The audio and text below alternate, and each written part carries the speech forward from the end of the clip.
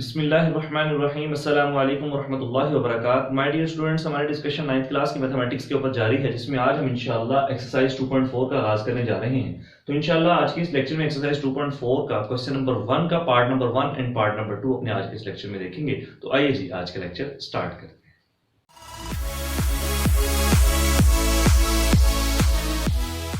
मेरे बच्चों, मैं पहले भी जिक्र कर चुका हूं कि आपकी exercise 2.4 long questions and short questions के लिहाज से बहुत इंपॉर्टेंट है। शॉर्ट क्वेश्चन में जो क्वेश्चंस आ सकते हैं वो भी मैं आपको बताऊंगा। फिलहाल जो आज हम क्वेश्चन करने लगे ना, इस एक्सरसाइज का जो पहला क्वेश्चन है, ये लॉन्ग क्वेश्चन के हवाले से बड़ा इंपॉर्टेंट क्वेश्चन भी है। इसके तकरीबन सारे के सारे पार्ट्स जो है ना बोर्ड में रिपीट हो चुके हैं। ये करवाने से पहले आपको मैं कुछ लॉज ऑफ एक्सपोनेंट बताना चाहूंगा, क्योंकि इस क्वेश्चन में स्टेटमेंट आप देखेंगे तो वो क्या कह रहा है, use laws of exponent to simplify.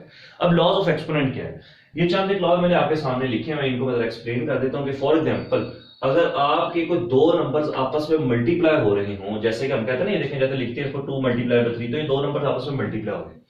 इसी तरीके से अगर कोई दो नंबर्स आपस में मल्टीप्लाई हो रहे हो लेकिन उनकी बेसिस सेम हो, बेस का सेम होने का मतलब क्या है कि फॉर एग्जांपल यहां पर x की पावर 2 है, मल्टीप्लाई हो रहा है x की पावर 4 से। अब देखें ये हो भी मल्टीप्लाई रही है, इसकी बेस भी x है और इसकी बेस भी x। तो अगर बेसिस सेम हो और मल्टीप्लाई हो रही हो तो ये जो दोनों पावर्स होती हैं ये हमेशा क्या होती हैं, आपस में ऐड होती हैं। तो मतलब इसका आंसर क्या आएगा, 2 + 4 और क्या आंसर आ जाएगा, x⁻⁶। पहला लॉ हो गया कि अगर बेसिस सेम हो, मल्टीप्लाई हो रही हो तो पावर्स ऐड हो जाएंगी। तो ये मैंने सिंपल जनरली वेरिएबल की फॉर्म में लिख दी है कि एक की पावर m है, एक की पावर n है, तो दोनों को ऐड करेंगे तो क्या आ जाएगा, m + n। लेकिन ये शर्त है कि आपकी बेसिस सेम होनी चाहिए।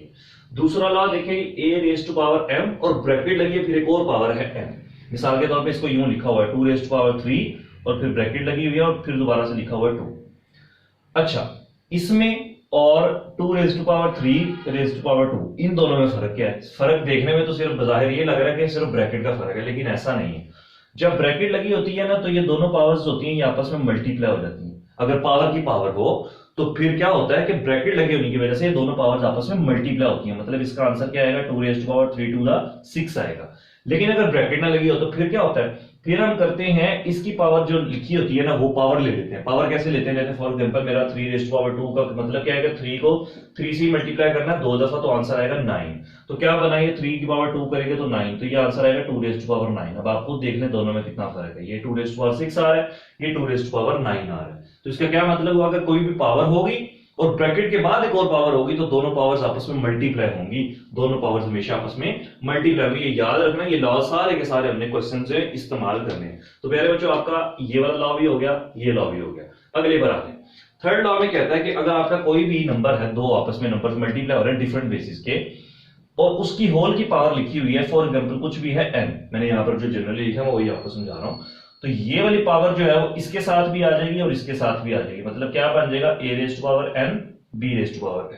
जैसे 2x⁻³ होगा तो ये इसके साथ भी आएगा, ये इसके साथ भी आएगा। 2 की पावर 3 करेंगे तो 8 आ जाएगा और x⁻³ करेंगे तो x³ आ जाएगा। क्लियर हो गया जी। लेकिन आपका थर्ड लॉ भी हो गया।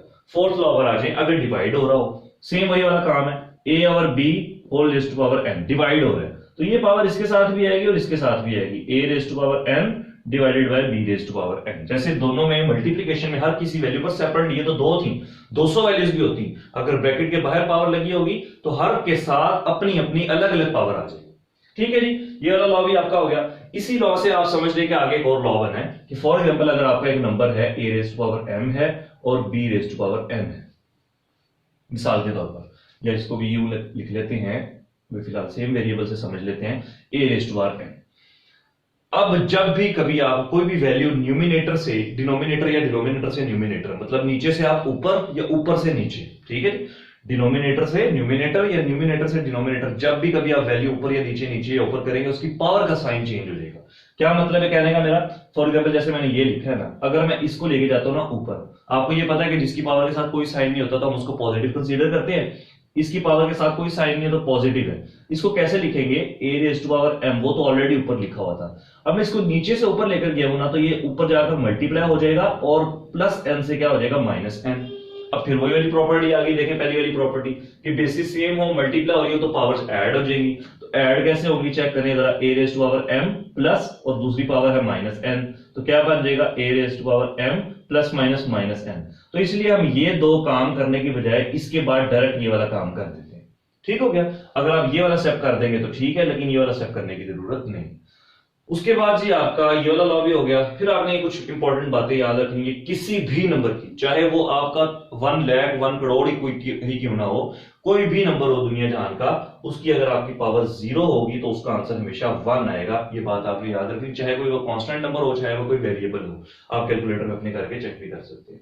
और आखिरी बात जो मैं भी आपको बता चुका कि किसी भी नंबर की पावर अगर नेगेटिव होगी तो नीचे से ऊपर या ऊपर से नीचे लेकर आकर हम क्या कर सकते हैं, उसको पॉजिटिव कर सकते हैं। वो मिसाल के तौर पर मुझे अगर पॉजिटिव चाहिए, फॉर एग्जाम्पल ये देखें ना, a रेज़ टू पावर -1 है। अब इसकी पावर है -1 तो हमें पता ना कि कोई नंबर ना हो तो 1 नहीं होती है पावर उसकी, लेकिन अब नेगेटिव है। अब जिसके नीचे कुछ नहीं होता उसके नीचे 1 होता है, तो मैं क्या करूंगा, इसका रेसिप्रोकल कर दूंगा। ये ऊपर चला गया और ये नीचे आ गया, तो क्या बन जाएगा, ये नीचे आकर a रेज़ टू पावर -1 से हो गया +1, और आपको पता है 1 लिखने की जरूरत नहीं होती, तो ये वाला ऊपर चला जाएगा। तो यही वाली प्रॉपर्टी यहाँ पर मैंने लिखी हुई है, a raise to power -1 is equal to 1/a। मेरे बच्चों ये प्रॉपर्टीज आपको समझ आना बड़ा जरूरी है। एक बार मैं फिर से जल्दी से एक्सप्लेन कर देता हूं सारी प्रॉपर्टीज। लाजमी ये प्रॉपर्टीज आपने याद रखनी, क्योंकि इन्हीं प्रॉपर्टीज को यूज करते हुए हमने क्वेश्चंस को सॉल्व करना है। मतलब आपको पता होना चाहिए हमने क्वेश्चन को सॉल्व कैसे करना है, ऐसे जिनको आपने याद नहीं रखना कि दो नंबर्स अगर मल्टीप्लाई हो रहे हैं उनकी बेसिस सेम है, पावर्स ऐड हो जाएगी, ब्रैकेट लगी होगी, दोनों पावर्स मल्टीप्लाई हो जाएंगी। अगर कोई ब्रैकेट के बाहर होल पावर है तो हर किसी के साथ अलग अलग अप्लाई हो जाएगी। इसी तरह से डिवीजन में भी हर किसी के साथ अलग अलग अप्लाई हो जाएगी। न्यूमिनेटर से पावर डिनोमिनेटर में या डिनोमिनेटर से नीचे लेकर आएंगे, जब भी नीचे से ऊपर या ऊपर से नीचे करेंगे उसकी पावर का साइन चेंज हो जाएगा। किसी भी नंबर की पावर 0 हो तो 1 होता है, किसी भी नंबर की पावर नेगेटिव हो तो हम उसको नीचे लाकर पॉजिटिव कर सकते हैं, नीचे नेगेटिव हो तो उसको ऊपर लेके जाकर पॉजिटिव कर सकते हैं।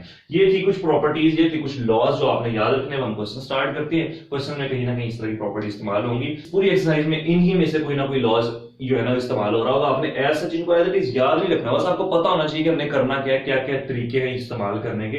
इंशाल्लाह ताला हम क्वेश्चंस करेंगे अगर आपके ज़हन में ये कांसेप्ट्स क्लियर हो गए। क्योंकि जब मैं आपको कहूंगा ना कि नीचे से ऊपर जाकर ये पॉजिटिव हो जाएगा तो आपके दिमाग में आएगा यार ये क्यों हो गया, तो ये आपको पता होना चाहिए इस वजह से हो गया क्योंकि ये लॉ है। ये इस वजह से बताना जरूरी है ताकि आपके दिमाग में क्यों का सवाल पैदा ना हो। ठीक है, अगर मैं कोई काम करूं तो आपको अच्छा यार ये तो मैंने हमने लॉ में पढ़ा हुआ था, तो ये ना कहेंगे ऐसा क्यों हो गया, तो इस वजह से ये बताना जरूरी था। बाकी तो ये कोई मुश्किल चीज नहीं, बहुत आसान चीज है और इंपॉर्टेंट एक्सरसाइज है। लॉन्ग क्वेश्चन के लिए ऐसे भी, शॉर्ट क्वेश्चन के लिए ऐसे भी हम बकायदा क्वेश्चन नंबर 1 का पार्ट नंबर 1 स्टार्ट करते हैं। पहले बच्चों जरा गौर करें, जितने भी नंबर्स हैं कोशिश आप ये किया करेंगे पहले कोई भी नंबर अगर उसकी पावर नेगेटिव है ना उसको पॉजिटिव बना लें, फिर आपके लिए क्वेश्चन और आसान हो जाएगा। और पॉजिटिव बनाने का एक ही तरीका है, नीचे नेगेटिव है तो ऊपर ले जाए, ऊपर नेगेटिव है तो नीचे ले जाए। तो यही काम हमने यहां पर भी करना है।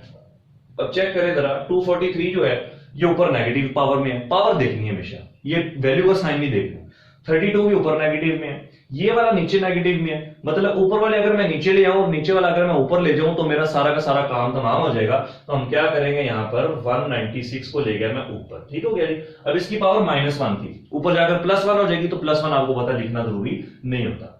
इसी तरह से डिवाइडेड बाय 243 आया और इसकी पावर -2/3 थी, जब मैं इसको नीचे लेकर आया तो पॉजिटिव होगी।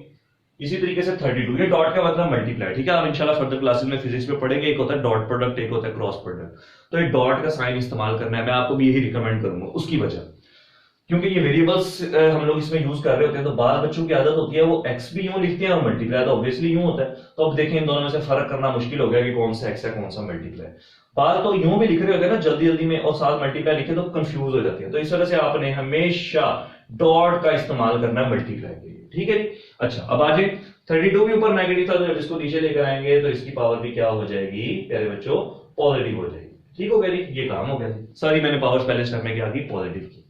अब जितने भी अंदर नंबर्स लिखे हुए हैं इन तमाम नंबर्स का आपने एलसीएम लेके इसको आपने ब्रेक करके लिख लेना। एलसीएम आपको लेना आता होगा, मैं फिर भी आपको एक करके दिखा देता हूं। जैसे 196 तो आपको पता है परफेक्ट स्क्वायर है, तो उसको तो करने की जरूरत नहीं, 14 का परफेक्ट स्क्वायर है।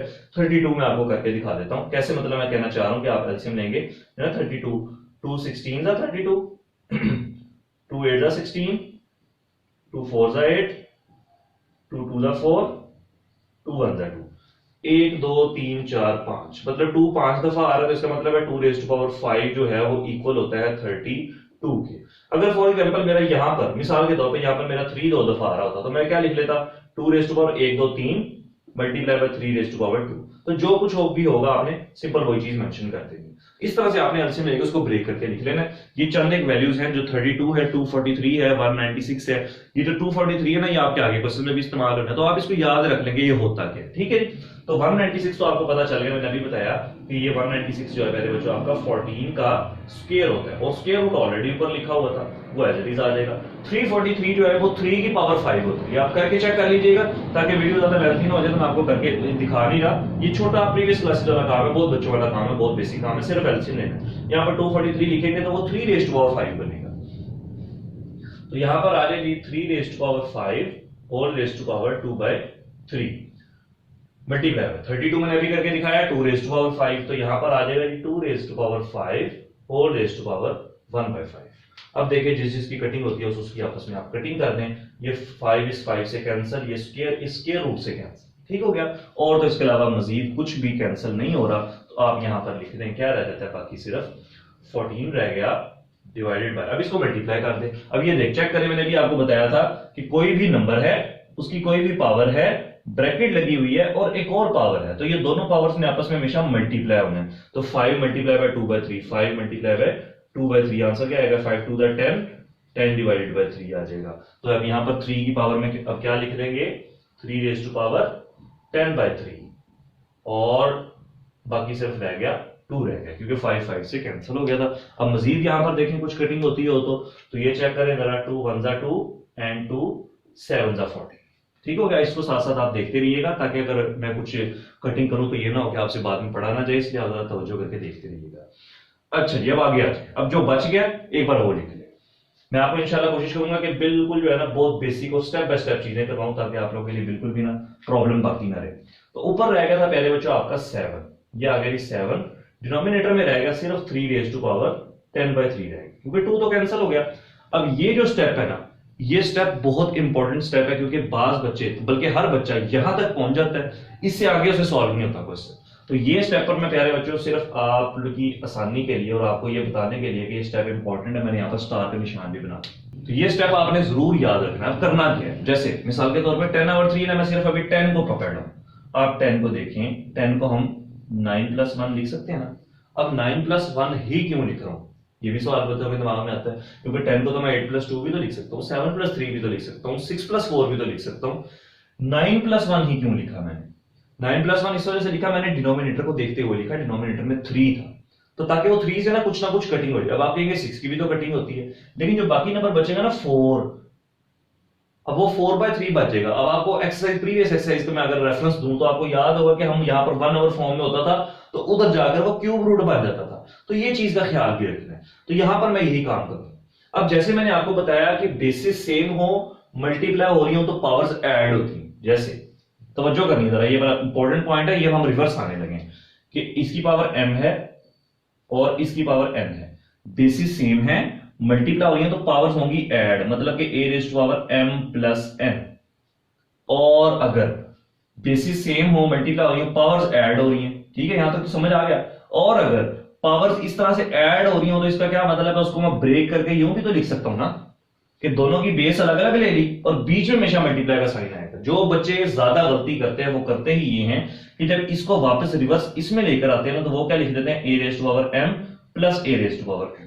वो देखते हैं यहाँ पर प्लस का साइन है तो यहाँ पर प्लस का साइन लगा दिया। प्यारे बच्चों, प्लस यहां पर तब आएगा जब यहां पर मल्टीप्लाई होगा, क्योंकि बेसिस सेम होने के साथ मल्टीप्लाई होना जरूरी है, तभी पावर्स ऐड होती है। तो ये काम हमने यहां पर करना कैसे है, ज्यादा तवज्जो करनी है आपने यहाँ पर। 7 divided by 3 raise to power 9/3 plus 1/3। मैंने 10/3 को ब्रेक कर दिया। अब चेक करें जरा, 10/3 था ना, इसको मैंने क्या लिख दिया 9/3 प्लस 1/3। मैं भी 3 ना, जो इसकी बेस है ना वो नहीं भी लेगा, ठीक है, सिर्फ मैं पावर्स आपको समझा रहा हूँ। ये पॉइंट पर मैं 2-4 मिनट ज्यादा इस वजह से लगा रहा हूँ क्योंकि ये पॉइंट अक्सर बच्चों को समझ नहीं आता। अब चेक करें जरा इसको, एलसीएम ले, अगर इसका एलसीएम इसका आएगा 3, बेसिस सेम है, डिनोमिनेटर सेम है, तो न्यूमिनेटर एज इट इज आ जाएगा। तो 9 + 1 क्या आंसर आ रहा है 10/3। तो इसका मतलब क्या हुआ कि 10/3 को ब्रेक करके 9/3 और 1/3 तो लिखा जा सकता है। अब ये था 3 की पावर में, तो इसका क्या मतलब हुआ कि ये वाला नंबर भी 3 की पावर में आ जाएगा और ये वाला नंबर भी 3 की पावर में आ जाएगा। ठीक हो गया, बात समझ आ रही है ना। अलग अलग कब आएगा, जब यहां पर मुझे मल्टीप्लीकेशन चाहिए होगी। अभी मैंने फिलहाल सिर्फ बीच में प्लस लगाया हुआ है, तो ये ख्याल रखना आपने कि अब मैंने इस तरह से लिखा हुआ है। जब मैं अलग अलग करूंगा ना तो फिर बीच में प्लस का साइन नहीं लगाना, जो मैंने अभी गलती बताई। तो अब ये चेक करें, इसका मतलब है मैं इसको यूं लिख सकता हूं ना ब्रेक करके, जैसे आपकी यहां पर बेसिस सेम है, पावर्स ऐड हो जाएंगी, तो अगर ऐड हो रही है तो मैं इसको मल्टीप्लाई फॉर्म में लिख सकता हूं। बस मैं अगर बेस अलग अलग दे देंगे तो ऐड करके मैं मतलब पेयर्स में ब्रेक करके मैंने लिख दिया इस तरह से। अब अगर ऐड हो रही हो तो उसका मतलब क्या होता है, बेस अपनी अपनी और पावर अलग अलग कर दो। तो यही काम मैं यहां पर करने लगा हूं। सिर्फ ये पॉइंट अगर आपको समझ आ गया तो आप लोगों के लिए क्वेश्चन कोई प्रॉब्लम नहीं देगा। चेक करिए जरा, 3^9/3 मल्टीप्लाई बाय 3^1/3। अगर आपको ये भी समझना है, अब आप रिवर्स क्वेश्चन पढ़ना शुरू करते हैं। बेसिस सेम है तो क्या हो जाएंगी, पावर्स ऐड हो जाएंगी, मतलब 9/3 प्लस 1/3 हो जाएगा। चेक करिए, ये बन गया 9/3 प्लस 1/3 करेंगे तो 10/3 बन गया। इसका मतलब अगर नीचे से ऊपर क्वेश्चन आपका बन रहा है तो इसका मतलब है जो आपने किया वो ठीक है। तो ये पॉइंट असल में समझाने का मकसद था। ये पॉइंट जो मैंने 3 स्टेप्स किए हैं ना, इन 3 स्टेप्स में ये वाले खास करके 2, इनमें बच्चों को इंतहाई प्रॉब्लम रहती है। हर बच्चा यहां तक पहुंच जाता है, उसके आगे क्वेश्चन को छोड़ ही देता है क्योंकि वो भूल जाता है, उसने मारे होते हैं रट्टे। रट्टा आपको पता है अक्सर मैथ में भूल भी जाता है, तो इसलिए आपने याद रखना। मैं एक बार फिर दोबारा से रिवाइज कर देता हूं ताकि आप लोगों के लिए कोई प्रॉब्लम ना रहे, क्योंकि स्टेप बहुत इंपॉर्टेंट स्टेप है। करेंगे क्या, दोबारा से देख ले कि जैसे हमारे पास बेसिस सेम हो तो पावर्स होती हैं ऐड, बेसिस सेम हो तो पावर्स क्या होती हैं ऐड। और अगर दोनों ऐड हो रही है इसका मतलब है उन दोनों की बेस सेम थी और वो आपस में मल्टीप्लाई हो रहे थे। तो यही चेक कर ले कि उन दोनों की बेस सेम थी और आपस में मल्टीप्लाई हो रहे थे, तभी तो पावर्स ऐड होंगी। तो ये चीज मैं आपको सिर्फ समझाना चाह रहा था। ठीक है जी, अब आगे तो आपने अगर ये 2 स्टेप कर लिए तो समझे, आगे तो कुछ भी नहीं रह गया, आगे तो बहुत आसान हो गया काम। आगे चेक करें, इसकी कटिंग करें। 3×1 3 3 3 मैं जान के ना छोटा छोटा लिख रहा हूं इसके ऊपर ताकि आप लोगों को नोट करने में कोई प्रॉब्लम ना रहे। तब चेक करें बाकी क्या रह गया, यहां पर आ गया 7, ये रहेगा सिर्फ 3^3 और ये रहेगा 3^1/3। अगर यहां पर 4 आया होता तो उसका भी रोला डाल जाना था। इस वजह से 1 और मुझे कोई ऐसा नंबर चाहिए था जो मल्टीपल होता। अब चेक करें जरा, 7 तो आ गया ये एज इट इज। 3^3 क्या होता है जी प्यारे बच्चों, 3^3 करें तो 27 होता है और ये 1/3। अब चेक करें एक्सपोनेंशियल से रेडिकल में 1/3, इधर जो 1/4 फॉर्म में उधर जाकर वो क्या आ जाएगा, सिंपल वाला नंबर यहां पर लिख देंगे और यहां पर 3। ये हम प्रीवियस एक्सरसाइज में कर चुके हैं ना, 2.3 में हमने इस तरह से क्वेश्चन किए। ये आपने सॉल्व कर लिया और ये कह रहे हैं बच्चों आपका क्या आ गया, आंसर आ गया। इस क्वेश्चन पर मुझे अंदाजा है कि मैंने टाइम थोड़ा सा ज्यादा लगा दिया, जरूर से ज्यादा लगा दिया, क्योंकि ये 2-3 पॉइंट्स थे ये क्लियर करवाना बड़ा जरूरी था, वरना फायदा कोई नहीं है, बच्चे भूल जाते हैं अक्सर। और मैं बता चुका हूं यहां तक कर लेते हैं, यहां से आगे होता ही नहीं है। हालांकि सिर्फ ये 2 स्टेप हो जाए तो आपका क्वेश्चन सॉल्व हो जाता है। तो प्यारे बच्चों ये था आपका क्वेश्चन नंबर 1 का पार्ट नंबर 1। अब हम स्टार्ट करते हैं पार्ट नंबर 2। प्यारे बच्चों क्वेश्चन नंबर 1 के 4 पार्ट्स है, तो इंशाल्लाह 2 पार्ट्स हम आज के लेक्चर में करेंगे, 2 पार्ट्स इंशाल्लाह हम नेक्स्ट लेक्चर में करेंगे ताकि वीडियो ज्यादा लेंथी ना हो जाए। अच्छा, ये क्वेश्चन बहुत ही आसान है, सिर्फ 2 मिनट का क्वेश्चन है। करना क्या है इसमें, आपको मैं सिर्फ इसका थोड़ा सा माइंड बना दूंगा, थोड़ा सा कॉन्सेप्ट दे दूंगी करना क्या है। हमेशा याद रखिएगा कि सेम नेचर की वैल्यूज आपस में ऐड सब्ट्रैक्ट होंगी, मल्टीप्लाई होंगी। ठीक है, जैसे फॉर एग्जांपल 2 को मैंने मल्टीप्लाई करना ना अगर x के साथ, तो इसको ये कोई कुछ भी सिंपलीफाई नहीं हो सकता, ये सिंपल क्या आ जाएगा 2x ही आ जाएगा। तो इसका क्या मतलब हुआ, अगर 2 जो है वो सिर्फ 3 4 5 1 2 3 इस तरह के नंबर से मल्टीप्लाई होगा, x से ऐड होगा या मल्टीप्लाई होगा। क्योंकि चेक करिए ना, यहाँ पर x की पावर 2 है, मल्टीप्लाई हो रहा है y की पावर 2 से, तो इसको मैं क्या लिखूं ना, तो x की पावर 4 लिख सकता हूं, मैं y की पावर 4 लिख सकता हूं। आपने ये ख्याल नहीं रखना कि पावर्स ऐड हो रही है मल्टीप्लाई हो रही है, नहीं। तो बच्चे क्या करते हैं, इसको बात जगह पर ना यूं लिख के और यूं कर देते हैं, वो समझ नहीं आती कि उन्होंने पता नहीं ये रूल कहां से निकाल लिया, बल्कि हम लोग कंफ्यूज हो जाते हैं चेक करते हुए ना पेपर कि पता नहीं है उन्होंने क्या सोच के लिखा है। हालांकि ये चीज दूर दूर तक इसका नामो निशान नहीं है। तो ये ख्याल रखना है, बेस सेम होना जरूरी है। अब यहां पर जो आपका 2 है ना, इसी तरह के जो न्यूमेरिक नंबर होगा 4 5 1 2 जो भी नंबर होगा व्हाटएवर, उसको उसी से सॉल्व करेंगे। x को x से सॉल्व करेंगे, y को y से सॉल्व करेंगे, आपका क्वेश्चन सॉल्व हो जाएगा, सिंपल। चेक करें जरा, 2 को अगर मैं -8 से मल्टीप्लाई करूं, 2 8 16 होता है, तो माइनस है तो -16 आ जाएगा, तो ये आपका -16 आ गया। उसके बाद मैंने बताया बेसिस सेम हो तो पावर्स ऐड हो जाती हैं। अब बच्चे होते हैं कंफ्यूज कि यार ये तो x की पावर 5 था और एक वो लिखा हुआ है ना, ये चेक करें, ये x की पावर 5 लिखा हुआ है, ये x की पावर -3 और मल्टीप्लाई हो रहे हैं, ठीक है, और ये x की पावर -3 है। मैं इसको लिख देता हूं x की पावर 5 3। वो सोचते हैं सर जी आपने तो कहा था कि बेसिस सेम हो तो पावर्स ऐड होती है, तो प्यारे बच्चों ये मैंने ऐड ही किया है। चेक करें जरा, x की पावर 5 प्लस -3, तो ये प्लस माइनस क्या हो जाता है, माइनस। तो इसके बाद मैंने आपको बताया था ये लिखने की जरूरत नहीं, आप इसके बाद डायरेक्ट यूं लिख लें, ठीक है। अब मल्टीप्लाई कैसे हो रही है, चेक करें, एक ये ब्रैकेट है, ये ब्रैकेट है, दोनों आपस में मल्टीप्लाई हो रही है, तो इसका मतलब उनके तमाम ब्रैकेट के अंदर जो कुछ लिखा हुआ आपस में सब कुछ मल्टीप्लाई हो रहा है। x रेज़ टू पावर 5 और x raise to power -3, x को x से सॉल्व करें, y को y से सॉल्व करने, तो क्या आ जाएगा, x रेज़ टू पावर 5 -3 आ जाएगा। उसके बाद चेक करें y रेज़ टू पावर -4 +2 आ जाएगा, क्योंकि ये -4 आ गई, +2 है, सिंपलीफाई कर ले, -16 x रेज़ टू पावर 5 -3 करेंगे तो प्यारे बच्चों आपका आंसर आता है 2। y रेज़ टू पावर -4 +2 करेंगे तो आंसर आएगा -2। अब कोशिश करनी है कि जब मजीद सिंप्लीफिकेशन ना हो सकती हो आपका आंसर आ गया, तो उस आंसर में कोई वेरिएबल ऐसा नहीं होना चाहिए जिसकी पावर नेगेटिव हो, तो उसको फिर आप नीचे ले आएंगे, नीचे नेगेटिव है तो ऊपर ले जाएंगे, ऊपर नेगेटिव है तो नीचे ले आएंगे। आसान सा तरीका मैंने आपको बता दिया। तो आंसर क्या आ जाएगा 16x², और ये y की पावर जो है ना -2 है ऊपर न्यूमिनेटर में, इसको डिनोमिनेटर में ले आएंगे तो पावर हो जाएगी +2, और ये आपका प्यारे बच्चों आंसर आ जाएगा। इतना सा क्वेश्चन था आपका, क्वेश्चन नंबर 2। एक और चीज मैं आपको बता दूं, वैसे आपका यहाँ तक लेक्चर खत्म हो गया, जो आप इस लेक्चर को स्किप करना चाहता है वो कर सकता है, वरना एक प्रीवियस लेक्चर से रिलेटेड या प्रीवियस क्लासेस से रिलेटेड मैं कॉन्सेप्ट्स आपको बता दूं थोड़े से, कि इनमें भी बच्चों को कंफ्यूजन हो जाती है। वो -4 +2 में भी वो ना गलती से +2 लिख देते हैं, ठीक है। तो इसमें आपने याद रखना है कि मैं यहाँ पर दोबारा आपको बता देता हूँ, आप लोगों के लिए आसानी इंशाल्लाह रहेगी। Plus plus minus minus plus minus minus plus, जब भी ये सारे के सारे नंबर जो है ना मैं आपस में मल्टीप्लाई करवा रहा हूं, ठीक है, मल्टीप्लाई का केस बता रहा हूं। जब भी कभी भी सेम साइंस आपस में मल्टीप्लाई होंगे ना, सेम साइंस का मतलब है या दोनों प्लस हो या दोनों माइनस हो, इसके अलावा सेम होने की कोई पॉसिबिलिटी नहीं है। तो जब भी सेम साइन आपस में मल्टीप्लाई होंगे ना, आपका आंसर हमेशा क्या आएगा, प्लस आएगा। ये देखिए सेम साइन माइनस माइनस, तो आंसर आएगा प्लस। और जब ऑपोजिट साइन हमेशा मल्टीप्लाई होंगे तो आपका आंसर क्या आएगा, नेगेटिव आएगा। ये तो हो गया मल्टीप्लाई का केस। एडिशन सब्ट्रैक्शन में क्या होता है, जैसे -4 + 2, अब ये माइनस है ये प्लस है, तो माइनस प्लस क्या होता है, ये देखिए माइनस प्लस माइनस करेंगे माइनस, साइन कौन सा लगेगा, बड़ी वैल्यू का। तो वो बाय चांस यहां पर जो है वो बड़ी वैल्यू का साइन जो था वो माइनस था, तो यहां पर माइनस आ गया, ठीक हो गया। प्लस माइनस में क्या होता है, जो साइंस को मल्टीप्लाई करके आंसर आता है ऑपरेशन वो परफॉर्म कर देते हैं, और साइन हमेशा बड़ी वैल्यू को लगता है। जैसे 2-3 एग्जांपल्स के तौर पे हम लिख लेते हैं, -2 + 1, तो माइनस प्लस माइनस करेंगे माइनस, साइन कौन सा लगेगा, बड़ी वैल्यू का। बड़ी वैल्यू 2 है, उसके साथ माइनस है, तो ऑलरेडी आपका ये साइन आ गया। लेकिन अगर इसको मैं 2 - 1 कर दूं, ये +2 है ना, कुछ भी साइन नहीं लगा हुआ, तो इसका मतलब +2 है, तो +2 - 1 मतलब कि प्लस माइनस माइनस, तो साइन लगेगा माइनस का, ऐसे ही नहीं, साइन हमेशा लगेगा बड़ी वैल्यू का। प्लस माइनस माइनस करेंगे माइनस, और साइन लगेगा बड़ी वैल्यू का, तो 2 - 1 = 1, और बड़ी वैल्यू के साथ साइन था प्लस का, तो यहाँ पर प्लस आ गया। तो आपको पता है प्लस लगाना जरूरी